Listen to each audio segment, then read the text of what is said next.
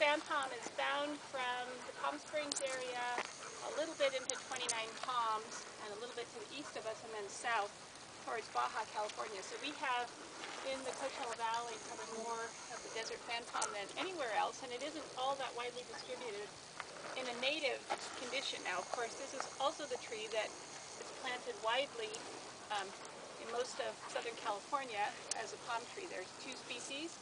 This is the desert or California fan palm, Washingtonia folifera, which is the Latin name, and I'm just mentioning that because that's one that a lot of folks are fairly familiar with. It's number 2 on the list here. The other very common tree that's planted for landscaping purposes is the Mexican fan palm, which grows to the south of us in Baja and south. And a lot of the trees that we see across the street and out into our neighborhood are one of the two. The Mexican fan palm tends to be narrower and taller, and the trunk more spindly looking. But I wanted to give an example of what a nice tree this is for landscaping. This is a plant that actually was planted in honor of Fred Wolf in 2006. So it's not all that old, but it's actually, when we first planted it, we were a little worried about it, I think, weren't we, Kate? But it's doing very well.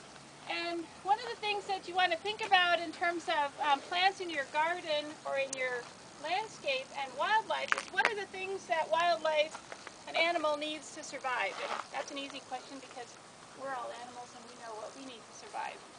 What are some of the elements that you would want to offer to an animal if you're trying to attract them to your garden?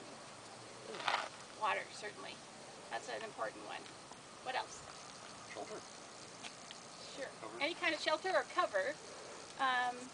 And what else? Food, yeah. So in the case of the fan palm, if you're, this is a plant that likes water and likes to be close to water. We have a small pond in our backyard, and the other night we actually had a raccoon.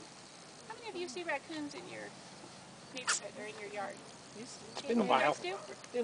Yeah, I've seen them before. When we first moved here, we had one in our backyard because we had a pond, and we have turtles and stuff in this little pond, and the raccoons have been showing up, which has surprised me. I haven't seen a raccoon. We actually, we had one. We live down in Desert Club, and there's that little channel from Rondo, or from the shopping center there.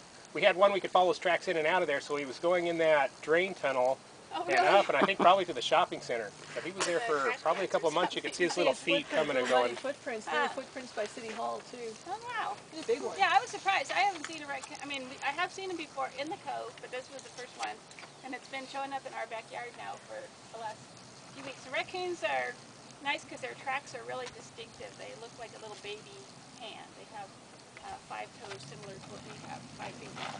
Anyway, the fan palm, it's one thing that's nice about this that is illustrated by this tree is that as the plant grows and the fronds die, they stay on the trunk. They continue to be attached, although obviously the wind blows. You all know that isn't always true. But this becomes an extremely important wildlife resource because all of this thatch of palm fronds creates an area that is good nesting sites for a lot of birds. There is a bird that we have here in the desert called the Scott's oriole that nests specifically in the palm fronds, and Sandy could tell us quite a bit about that, or Bruce.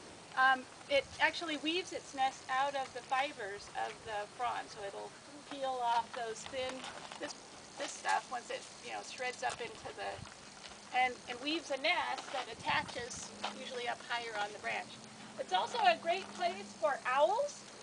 How many of you have had evidence of an owl anywhere in your area? Was that saw him or heard him or? Just saw him. Okay.